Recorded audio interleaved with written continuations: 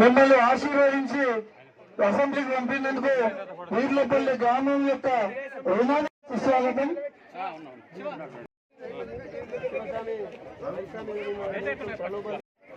MLA గారు ఇప్పుడే వచ్చేసారు. ఎమ్మెల్యే గారు మీ యొక్క మీ ఇంటి బిడ్డనే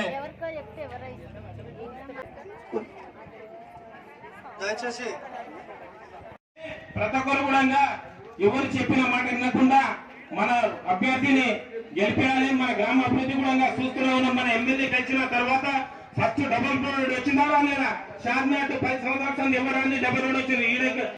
ఈ బిటి రోడ్లు మన వీరపల్లి గ్రామ పంచాయతీ కుమ్మరిపుట్ట కూడా ఇప్పిస్తాం. మన ఎమ్మెల్యే దృష్టికి తీసుకుపోయాం. అందులోపులకు ఉమ్మడి గ్రామ పంచాయతీ వాళ్ళకు కూడా చెప్తున్నాము. ఖచ్చితంగా డోకా మైనా బిల్డింగ్ చేపిస్తాము. ఇంకోటి రేషన్ డీలర్షిప్ అన్నారు. చెప్పినాం అన్నతోటి అన్న ఎమ్మెల్యేతో లెటర్ తీసుకుని ఆడియో రాస్తాను. ఆడియో లెటర్ ఇస్తే ఖచ్చితంగా గ్రామ సర్పంచ్ చాలా ముఖ్య పాత్ర వహించవలసి ఉంటుంది. అందులో భాగంగానే మీ అందరికి సేవ చేయాలని తపనతోనే నేను నామినేషన్ వేశాను. ఎందుకు వేశానంటే మనకు ఒకటి మంచి సదవకాశం ఉంది. ఆ అవకాశం ఏంటంటే మన ఎమ్మెల్యే చేశాడు, మాకందరికి భరవాసిస్తున్నాడు. వాస్తవం చెప్పాలంటే ఎంతో మంది ఏదో చేస్తున్నారు, కానీ వాస్తవానికి చెప్పాలంటే మన ఊరు ఏకగ్రీవుగా సర్పంచ్ ఎన్నుకోవాలి అని కొంతమంది తప్పదు. ఎలక్షన్లు అంటే ఈ పార్టీ ఆ పార్టీ ఏదో అంటున్నారు. అది నేను చేస్తాను భరవాసా ఇస్తున్నా అందరికి. అందులో భాగంగానే మనకి అందరికి తెలుసు ఎమ్మెల్యే ఎలక్షన్లు అయిన తర్వాత ఎన్ని రోడ్లు చేసిండు. 19 కోట్లు పెట్టి షాద్నగర్ నుంచి చేగురు వరకు అదొక రోడ్డు. చంద్రాయణంకి వెళ్ళి ఇప్పుడు వాటిలో 60 రోడ్డు శాంక్షన్ 10 కోట్లు. సీసీ రోడ్డు 60 లక్షల రూపాయలు వేసే సీసీ రోడ్లే మళ్ళీ వేసినాం మనం. ఎందుకంటే మిషన్ ప్రగతుల వల్ల తొయ్యి ఖరాబ్ అయితే వేసే సీసీ రోడ్లే మళ్ళీ వేసినాం. అప్పటి నుంచి అంచెలంచెలుగా మన ఊరు గ్రామం ఎదుగుతూ ఎన్నో అభివృద్ధి పథంలో నడుస్తున్నది. దాన్ని కూడా ప్రజలందరూ అందరిపై నమ్మకం ఉన్నది, విశ్వాసం ఉన్నది. బిడ్డ ఎమ్మెల్యే అవుతాడు, తప్పకుండా ఎమ్మెల్యే అయ్యి మీ ఊరికి వస్తామని చెప్పడం జరిగింది. ఆ రోజు మీ అందరి ఆశీర్వాదంతోనే ఈ రోజు ఎమ్మెల్యేగా మీ ముందర నిలబడి మాట్లాడగలుగుతా ఉన్నా. అవకాశం ఇచ్చింది మీరే కాబట్టి, మీ రుణం తీర్చుకోవాలి కాబట్టి, మీ రుణం తీర్చుకోవాలంటే నేను అన్ని విధాలా చేసినప్పటికీ వంట వండే బిడ్డ మళ్ళొక్కరు కావాలి మీకు కాబట్టి, ఆ వంట వండే బిడ్డనే ఈ బిడ్డ చంద్రశేఖర్ గారు కాబట్టి మీ అందరి ఆశీర్వాదం తీసుకోవడానికి మీ దగ్గరికి రావడం జరిగింది. ఇవి ఆషామాషి ఎన్నికలు కావు. ఒక ఎమ్మెల్యే ఈజీగా గెలవగలుగుతాడు, ఈజీగా పనులు చేయగలుగుతాడు.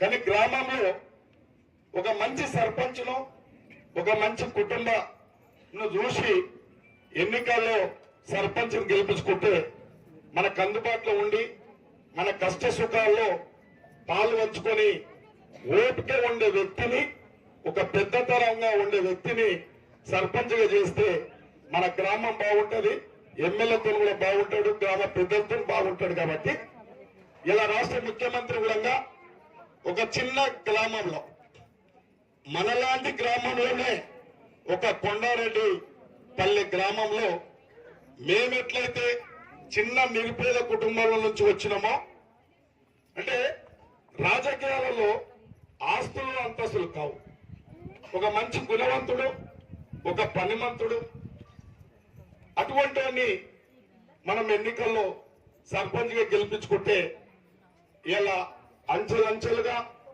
ఈ గ్రామం అభివృద్ధి చెందుతుంది. కాబట్టి మీ అందరి ఆశీర్వాదంతో పెద్దలు ఈ గ్రామంలో 30 ఏళ్ల క్రితం 1995లో నా డిగ్రీ అయిపోయినాక నేను ఊర్లో ఉండేవాళ్ళం.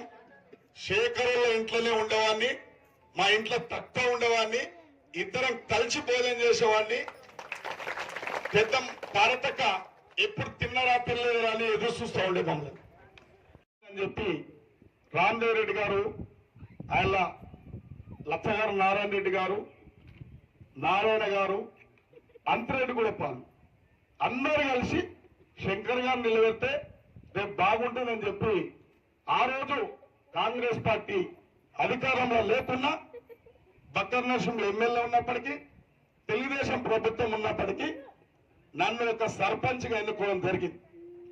సర్పంచ్గా ఎన్నుకున్న తర్వాత నా పనితీరు, మా వ్యక్తిత్వం, మా కుటుంబం సమస్యలు, ఊరు సమస్యలు ఏ విధంగా అంటే పెద్దలు మెచ్చే విధంగా ప్రజలకు అందుబాటులో ఉంటూ ఏ కార్యక్రమమైనా ఎక్కడ కూడా జంకకుండా బెదరకుండా నిర్లక్ష్యం చేయకుండా ఒక సర్పంచ్ అంటే ఇట్లా ఉండాలి అనిపించుకున్నాం ఆ రోజుల్లో కూడా. మీ అందరికి తెలుసు ఆయననే సర్పంచ్. ఎన్ని వేషాలు వేసినా ఎన్ని కథలు అల్లినా ఎవడు సర్పంచ్ కాలేడు. నేను చెప్తున్నా కదా, ఇది మీరు అర్థం చేసుకోండి. ఒక ఎమ్మెల్యే లేనాడే, ఒక ఎమ్మెల్యే ప్రభుత్వం లేనాడే మీ అందరి ఆశీర్వాదంతో, ఇక్కడ ఉన్న పెద్దలందరి ఆశీర్వాదంతో సర్పంచులను గెలిపించుకున్నాం. ఇలా మీ ఎమ్మెల్యే ఉన్నాడు, మీ ప్రభుత్వం ఉంది, వాళ్ళు ఏం చేస్తారు మీరు అర్థం చేసుకోవాలి. ఇలా బాగా ఆలోచన చేసుకోవాలి. మంచి జరుగుతుంది. మీ పిల్లలకు, మీకు, మీ కుటుంబాలకు చల్లగా ఉండాలంటే శేఖర్ గౌడ్ బాధ్యతలు తీరినాయి. మీకు తెలుసు, కొడుకు పెళ్ళైంది, బిడ్డ పెళ్ళైంది, ఏ ఆస్తి ఏది కానీ కరగలేదు. ఉన్న ఆస్తి అట్లే ఉంది, పిల్లలకు అట్లే ఉంటది. ఏమన్నా ఉంటే నన్ను అడుగుతాడు, మీకు అవసరం ఉందల్లా నాతో చేపిస్తాడు. కాబట్టి ఎవరిని లాలుచి పడి మాయమాటలు చెప్పి డబ్బుల కాడ ఓ మాట, సందుల కాడ ఓ మాట, ఇవన్నీ నడవై రెచ్చగొట్టే మాటలు ఎవరు పెడతాడో, సందులో ఏడుదురు మాట్లాడతాడో మీ అందరికి తెలుసు. కాబట్టి ఇలా దిగజారు ఎందుకు చెప్తున్న విషయం అంటే ఈ ఊరు పరిస్థితి అంతా నాకు తెలుసు. వాళ్ళ కూడా మొదపెట్టుకుంటే సర్పంచ్ చేసినాం, మీ అందరికి తెలుసు ఇవాళ. కాబట్టి అటువంటి మాటలు మన సత్యమ్మక ఏమైనా వచ్చి చెప్పగలరు ఎవరైనా? నమ్మకండి, మీరు ఎవరికి నమ్మకండి, మీకు కూడా న్యాయం జరుగుతుంది తప్పకుండా. ఏమందాక నిజమేనా? చెప్పవు? ఎవరి మాటలు వింటారా? ఎవరి మాటలు విన్నట్టు? కలమ్మ, అంజమ్మ, చిన్ని ఏమంటారు? ఓకేనా అక్క? అంజక్క చెప్పు, వదిలే ఏమంది చేస్తున్నా? బ్యాటు గుర్తుకే చేతులు ఓటలు అన్నారు. బ్యాటు గుర్తుకే.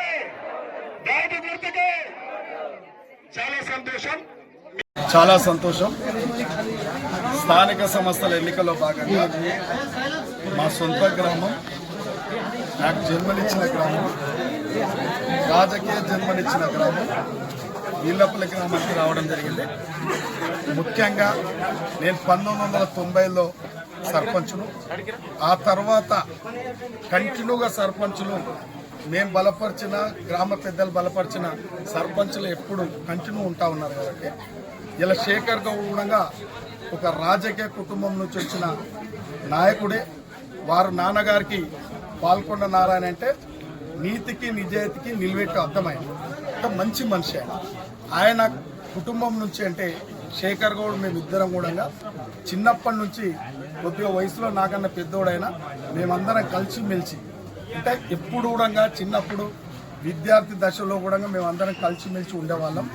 ఒక ఆదర్శంగా, ఒక గుణవంతులుగా, ఒక పనిమంతులుగా మేము ఎప్పుడు రాజకీయాలలో నిలదొక్కున్నాం. కాబట్టి ఇలా నాకు సర్పంచ్గా అవకాశం వచ్చిన తర్వాత ఒక ఎమ్మెల్యే అవకాశం కూడా వచ్చింది. సొంత గ్రామంలో మంచి అభివృద్ధి కార్యక్రమాలు చేయాలంటే ఒక నీతి కలిగిన పనిమంతుని ఎన్నుకోవాలని చెప్పి ఇక్కడ మా గ్రామంలో పెద్దలందరినీ, మహిళా సోదరులందరినీ, గ్రామ పెద్దలందరినీ, యువకులందరినీ, ఈ యొక్క ఉమ్మడి గ్రామ పంచాయతీలో ఉన్న ప్రతి ఒక్కరిని వారిని విజ్ఞప్తి చేయడానికి, ఓటు అడగడానికి రావడం జరిగింది. వారందరూ కూడా ఒక సొంత బిడ్డ, సొంత ఒడిలో పెట్టుకునే విధంగా నన్ను ఆదరించారు, స్వాగతం పలికిరు, ఒక భరోసా ఇచ్చారు. శేఖర్ గౌడ్ని సర్పంచ్గా చేసి మీ దగ్గరకు పంపుతామని చెప్పి ఆశీర్వాదము, ఒక అభయం ఇచ్చారు. కాబట్టి నేను గ్రామ పెద్దలందరికీ, మహిళా సోదరులందరికీ, యువకులకందరికీ, మాజీ సర్పంచులందరూ కూడా ధన్యవాదాలు, శుభాకాంక్షలు తెలియజేస్తాను.